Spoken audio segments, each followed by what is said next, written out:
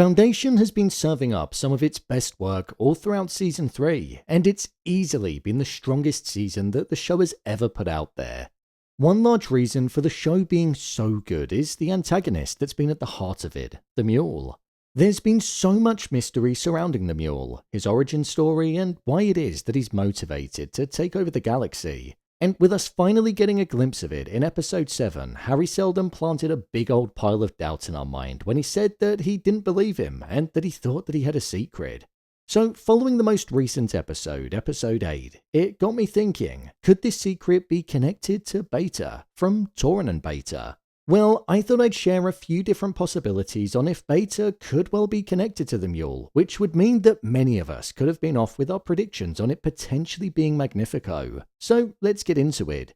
Here is Bayta connected to the Mule in Foundation Season 3? Just to let you know, this video will contain spoilers. Was Bayta the sibling in the story?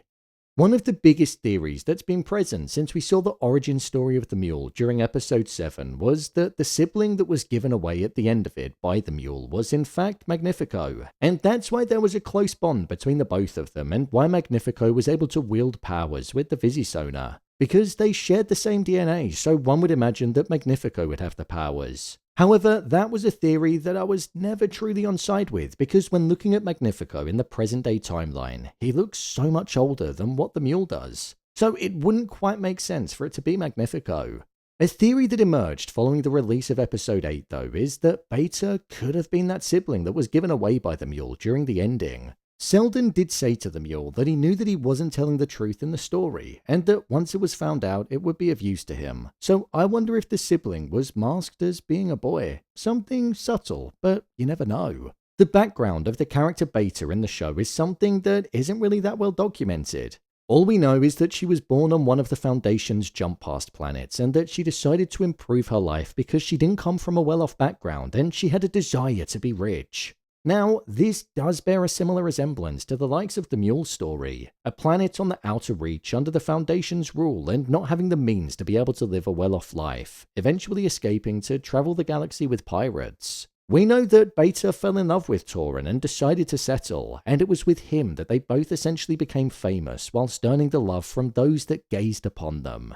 With that came the riches, attention, and the change of their lives. So what I find particularly interesting is that this is the very thing that the Mule has been searching for, but in a completely different way. A way that brought about destruction. The Mule looked for love because he never had that love when he was growing up, and his parents were prepared to kill him if it meant that his younger sibling was able to survive.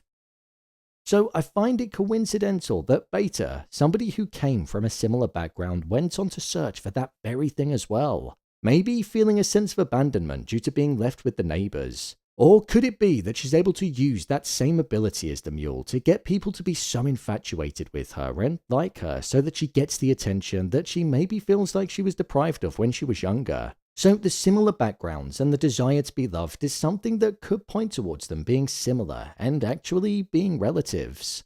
Another thing that makes me think that Bayta could be that sibling is based on what we saw in episode 8. First off, it was mentioned that Bayta was being kept alive because the Mule wanted something from her. But secondly, it came when the Mule entered the room and started pressing down on the wounds of Brother Dawn, which was causing him to be in pain. The Mule essentially ignored Bayta for the most part, and he only really acknowledged her when she said, "I think you should leave now." Once she said that, he stopped what he was doing, agreed with her, and then basically just walked on out, showing a type of behavior that he's never really exhibited before, one where he actually listened to somebody else. Could this be because she also has the same ability as what he does, and she was able to control the Mule's mind on some kind of micro level, getting him to stop causing Dawn pain and to just walk on out the door?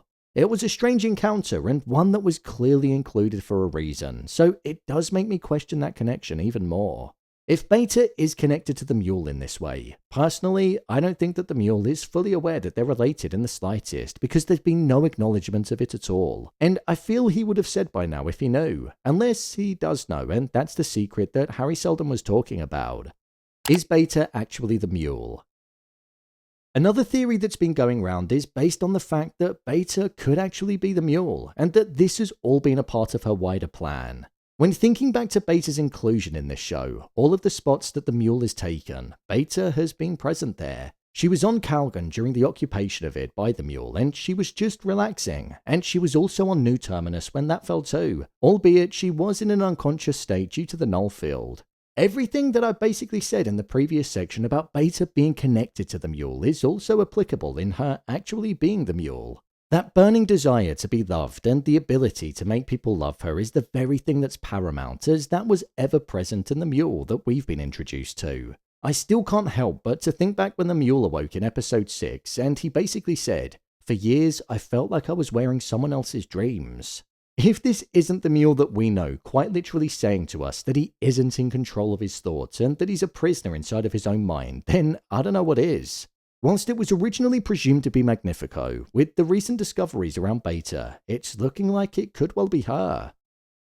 Bayta isn't the Mule.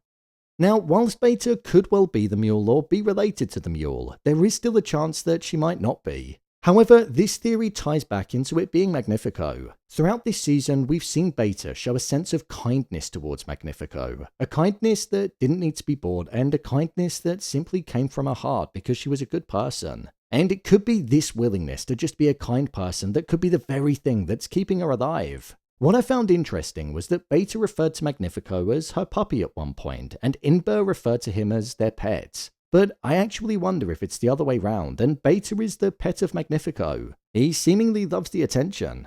If Magnifico is actually the Mule and he's using the Mule that we know to conceal his identity and keep him safe, as after all, we've not seen him for 2 whole episodes now. Magnifico could well have put it in the Mule's mind that she shouldn't be harmed because of the kindness that she's given him. So that could be why she's in a bed getting back to full health whilst orbiting around the edge of New Terminus, away from the danger. The Mule that we know has no reason to be kind to Bayta. After all, she was the person that took Magnifico away from him, so it's strange that he didn't even ask her where he was or act annoyed with her in any way, and just simply listen to her when she asked him to leave. So that obedience could be something that the Mule has instilled within him due to Magnifico actually being the puppet master and the one that's in control. Again, it's another far-fetched theory, but that's the beauty of this show and what the whole point of theorizing is, right? It could be any of them.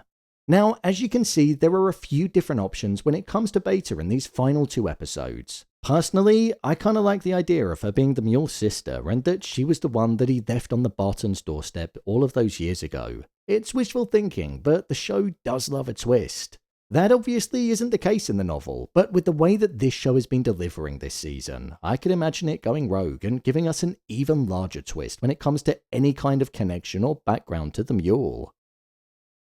So, there you have it. Is Bayta connected to the Mule in Foundation Season 3?